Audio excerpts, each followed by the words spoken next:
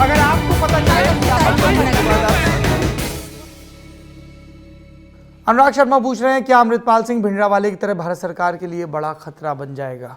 और भी अगर, क्योंकि मुझे ऐसा लग रहा है कि इस पे हाँ, खालिस्तान की मांग को लेकर आजकल जो हो रहा है, ललन टॉप उस पर ग्राउंड रिपोर्ट कब करेगा, ये देवेंद्र राजपूत पूछ रहे हैं।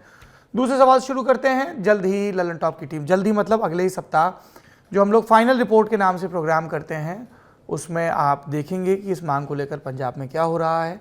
हम अपने रिपोर्टर्स की टीम ग्राउंड पर भेजेंगे और विस्तार से कवरेज करेंगे।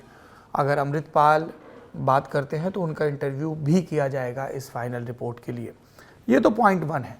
दूसरी चीज़, कोई भी व्यक्ति भारत के लिए खतरा होता है, भारत सरकार के लिए नहीं। अगर कोई भी इस देश की संप्रभुता, एकता और अखंडता को चुनौती देता है तो वो खतरा है। ये एक सत्य है। पर क्या ये इकलौता सत्य है? क्योंकि अभी मैं नागालैंड से होकर आया, वहाँ पर बहुत सारे मिलिटेंट ग्रुप्स थे जो कई दशकों से भारत के खिलाफ, भारतीय स्टेट के खिलाफ जंग छेड़े हुए थे। उनके साथ सीज फायर चल रहा है, बातचीत चल रही है, नागा एकॉर्ड हमने बहुत सुना है इसके बारे में। उसी तरह से हमने और भी कई राज्यों में देखा जहां पर बातचीत की गुंजाइश रहती है। मुझे लगता है कि इसमें से जो लोकतांत्रिक और संवैधानिक दायरे के अंदर बात करना चाहे उनसे बात की जानी चाहिए, लेकिन जो भी भारत की अस्मिता को चुनौती देने की कोशिश करे उनसे सख्ती से निपटा जाना चाहिए। इसको लेकर बहुत क्लैरिटी है। और भिंडरावाले का जो प्रसंग है, उसके बाद इस देश ने कई हादसे और कई सबक लिए हैं।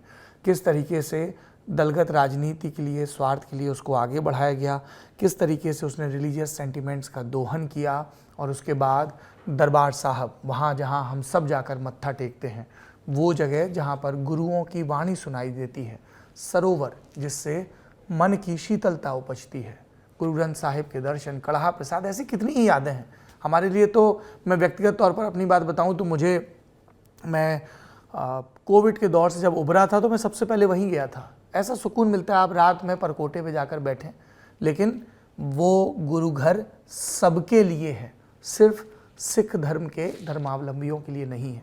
जिस किसी की भी आस्था है सुकून में, संतों की वाणी में, उनके लिए है। इसलिए जो भी कट्टरपंथी तत्व किसी भी धर्म की संकीर्ण व्याख्या करते हैं, मैं उनसे पूरी तरह से असहमत रहता हूं। ये बात अमृतपाल सिंह की अपनी राजनीति है, सोशल मीडिया का अपना नायकत्व है, अपनी भड़काऊ बयानबाजी है, अपने तर्क हैं, जिससे कई लोग सहमत और असहमत होते हैं। तो संवाद किया जाए और जहां पर संवाद खत्म हो वहां पर अनुशासन पर्व शुरू हो।